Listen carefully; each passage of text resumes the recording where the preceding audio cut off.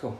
Yeah, that was my plan actually, because I haven't got my full spreadsheet of timeline in here yet. Yes. I haven't finished it. Yeah. But I was going to talk about different 100%. I'll get some really good ideas. So I was going to do two, and then like a visually 5-year one and more of a, depending on their age. A Yep. 5-year one, which is not overwhelming. Yep. And then a bigger one is overwhelming. But at least, like, give them the bigger one only, they'll get overwhelmed too much. But I wanted to give them two. Yep. Like a short term, long term, or medium term, yeah. long term. I'll role play with you. I'll Yeah. give you a look at it. We'll Yeah. tweak it. We'll roll out with it. That's fine. Yeah, sure. Yeah. Okay, cool. So let's do a couple of things.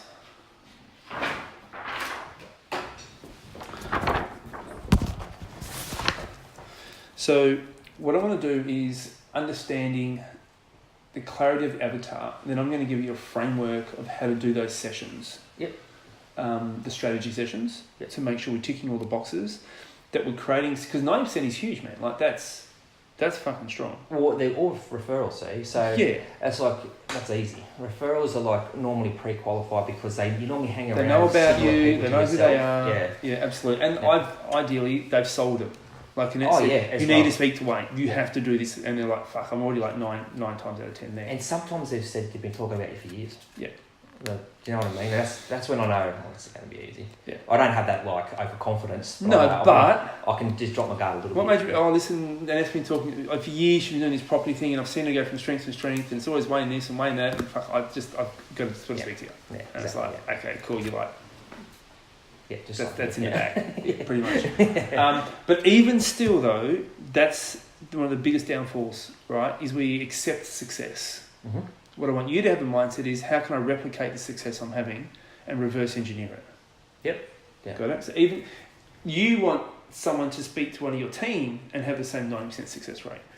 Ideally, yeah. So even though it's like easy... Even that first session is what I want someone to do first as well. Like that first strategy session, I want to get someone knowledgeable enough to actually do that as well. Correct. It makes me look higher every time they do it. Yeah.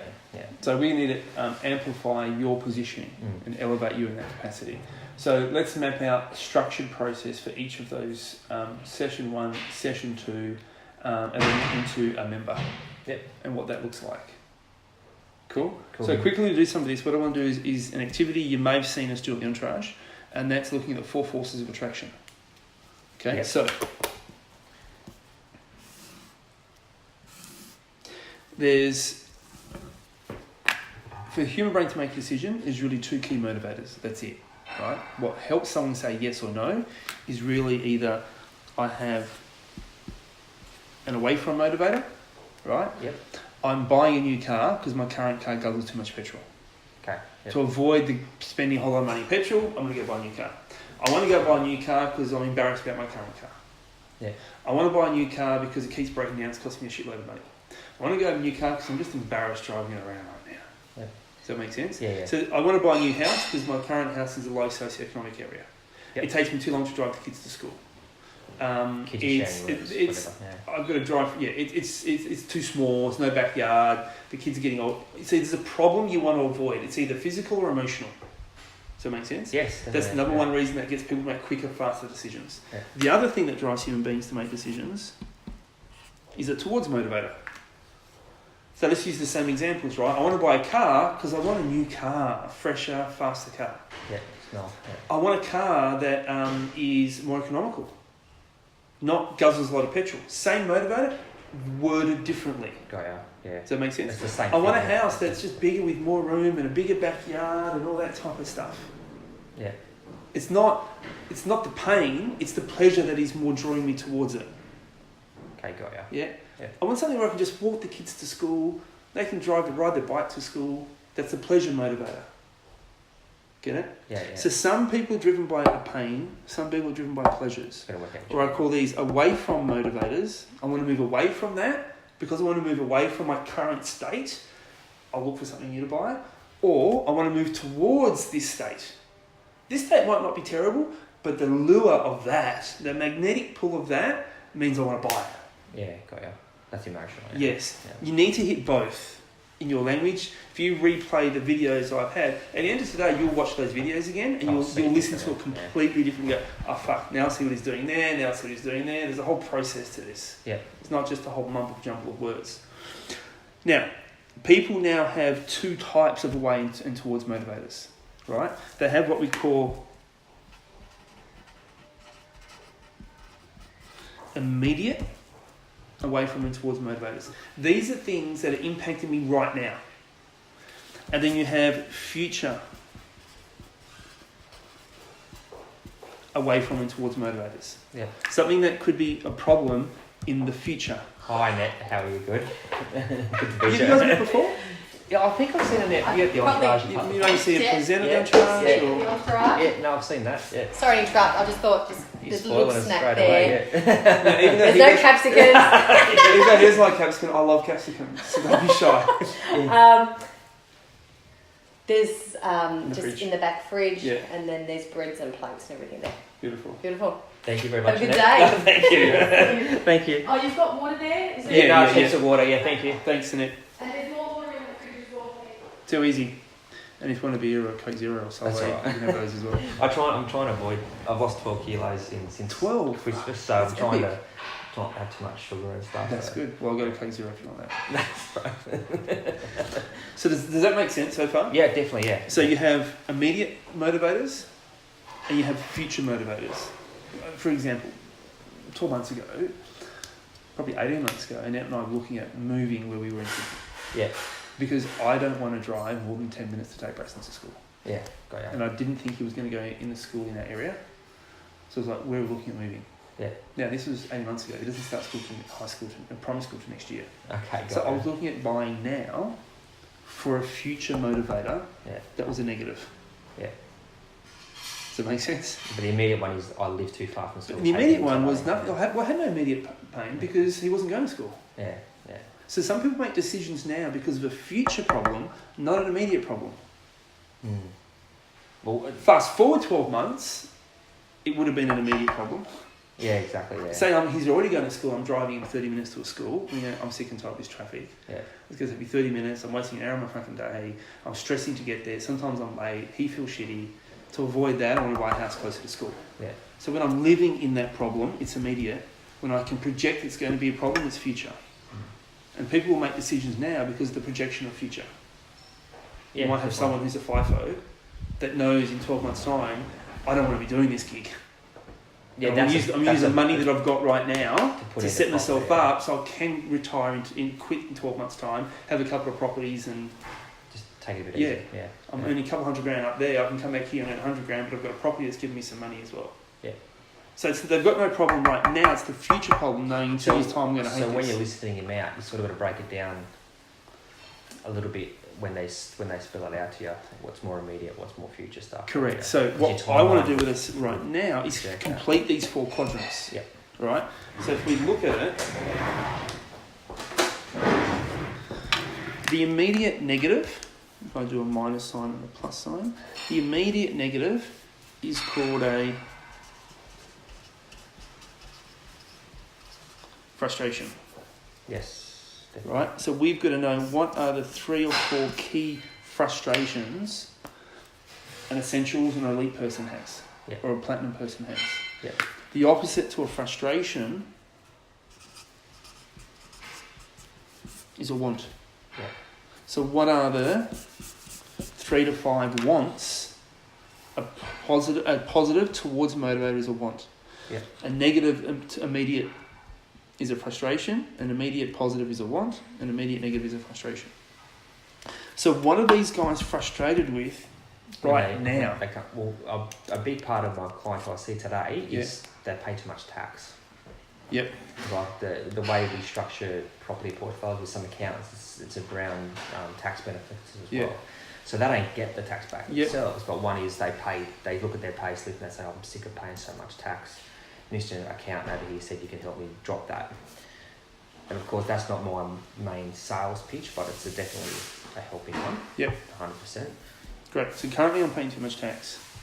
Yep, that's What's one. another pain they're going through right now? Another pain. And now the key is to be into your shoes. Like be an essentials person, be an elite person. Think about your avatar. Well, realistically, the frustration they say would be tax. It would be their home loan's too big as well, because they want to use property to get their home loan down.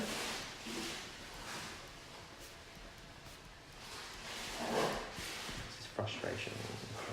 Something that it's they're feeling the pain of right now. Yeah. I've got a mental blank. It doesn't make sense.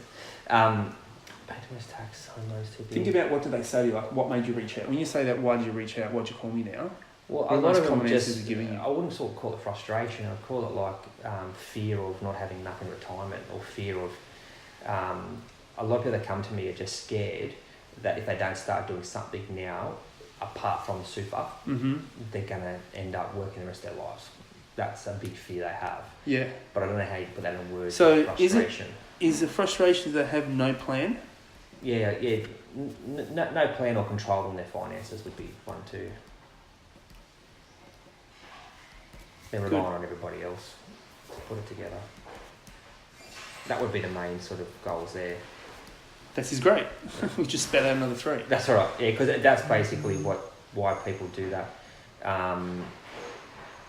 Is just basically, they're paying too much tax. Within their coal mine, it's always tax, big one, always tax. Yeah.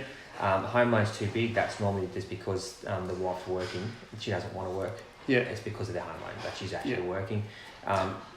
Okay, so you've got people working who they don't want to work. Yeah, that's a huge frustration. Yeah. Where normally one of the partners don't want to work. Yeah. Or the husband, like as you say, I've got a lot of fly out that don't want to do that forever either.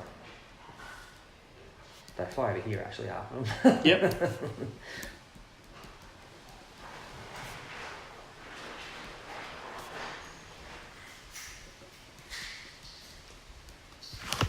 Sick of FIFO / current job. Yeah, because they see no outcome, which is basically no plan. They can't see themselves getting out of that situation. So yeah, This is epic. So my goal is to give them a light at the end of the tunnel sort of view.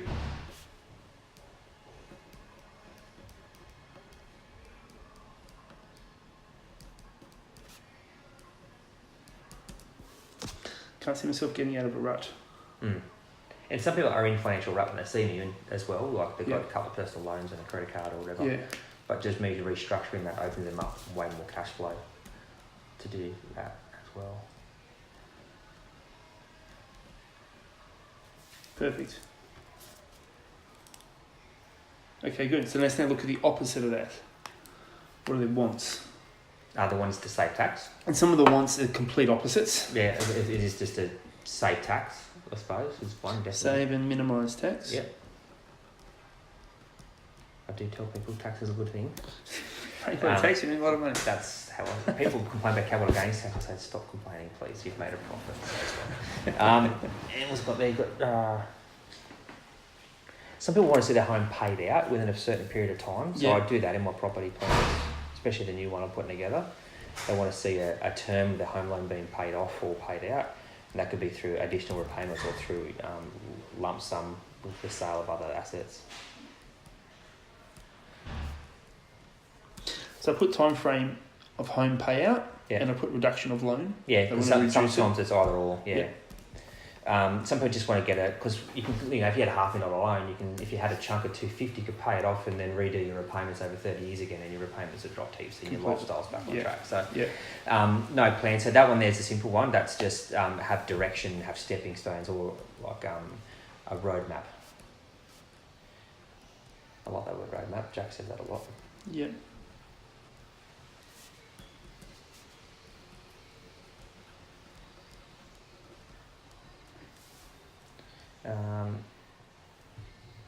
That gives them control then anyway, with that one. That's all part of it, really. Cool. So then we look at away from future. If these don't get met, they turn to this in the future. Yeah. So these are called, and you said it before, and I think you realised you said it. Fear, yeah. These are your fears. Yeah. So most people's fears are like relying on other people, like the government or whoever. So they're not, what would you call that? They want to be self-reliable. That's controlling, I suppose. Yeah. So again, it will almost be what I'm fearful in the future is time. They worry about time as well. Well, they're going to have a poor standard of living. Yeah. Well, you think poor standard of retirement. Yeah, like look at some coal mines on 300 grand a year.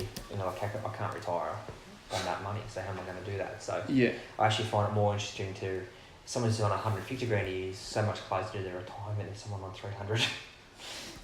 So the unknown. Yeah, it's the total unknown. Limited lifestyle, as you've said there already. The other fear is having a mortgage in retirement is another fear they have, especially if they're older. They don't see themselves paying a mortgage off, especially if they've been divorced. That's a big one. Yep. If they've been divorced, I see some people, I just worry about how, I don't know how, unless they take huge risk at later in life, which is not a good mix, I'll worry about how they're going to do it. So, so their fears are normally, and loss of employment isn't always a fear as well. Like if they like when they're older, they worry about losing their job and not being able to be rehired because of their age. So I'll call it what if. Yeah.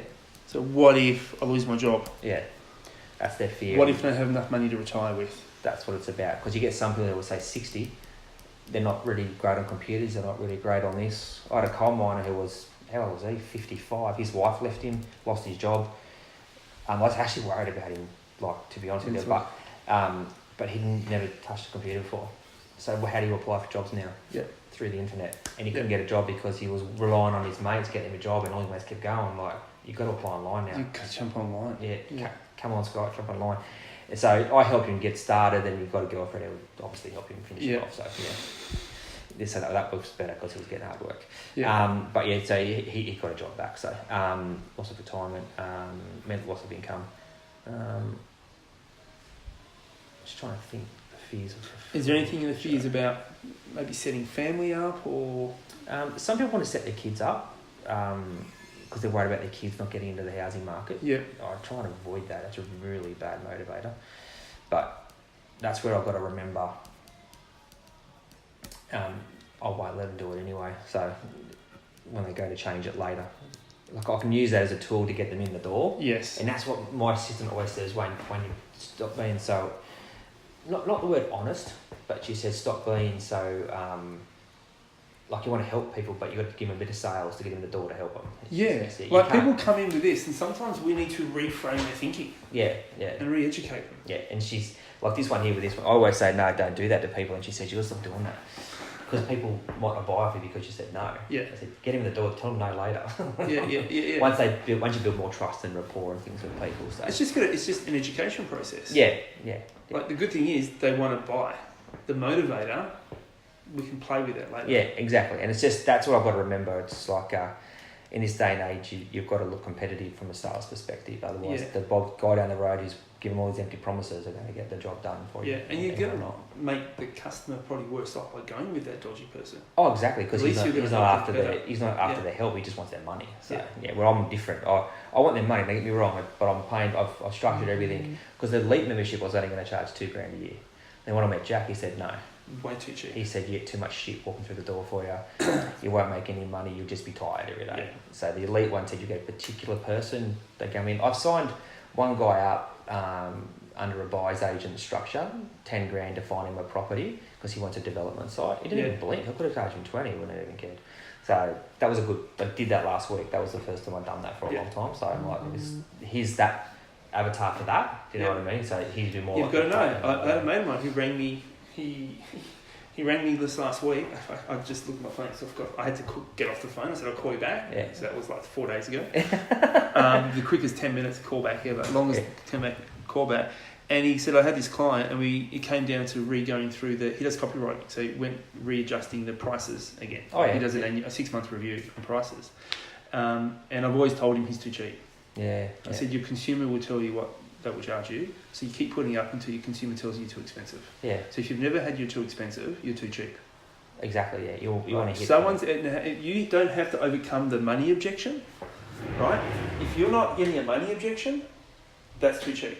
Charge whatever you want. Yeah. You just put it up $3,000. Well, I know there's a competitor out there called the Property Couch. They charge $5,000. So my question is, of these people, how many give you an objection for $2,000? No one. Then you're too cheap. Oh, I suppose that's what yeah. No one says they go, whatever. Right. Let's just say, the biggest fear we have is, but if I charge, so this is at 2K. Yeah. Right? If I charge 3K, what are you sometimes fearful of? Losing a client, yeah. So let's just say you lose. How many? Out of 10, maybe, yeah. But you're still in front by. So it's 2 out of 10. Yeah. I know what you're saying. You lose 4, but you gain. So if you've got, you close 9 out of 10, so that gives you times by 2K equals. 8 million, yeah. Okay. Let's say now you only close. So you lose 2 out of 10. Let's say 9 out of 10. Let's say we get down to 7 out of 10. Yeah, it's still 21 grand, yeah. Right, times by 3. You're better off. Yeah. And you've got less time. You're getting less clients, less headache, more time to do other things, the cost of opportunity. Yeah.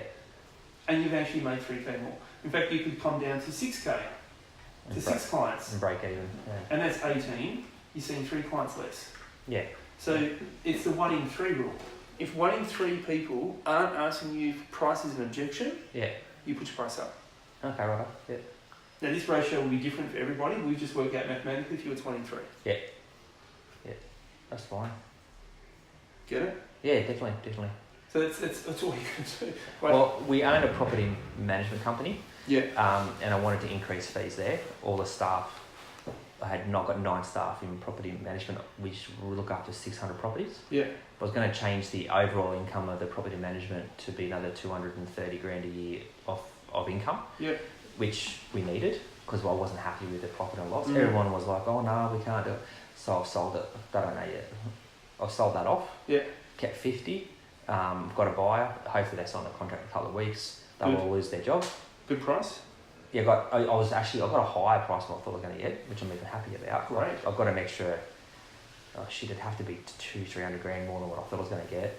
And then with that, I'm kept 50. I'm going to pick one person out of the group, which is the newest person who's not no bad habits, bad culture or anything like that, and restart under the new pricing structure. Beautiful. And then I've got a business model that really works well with property management. I've got a full structure that I use there.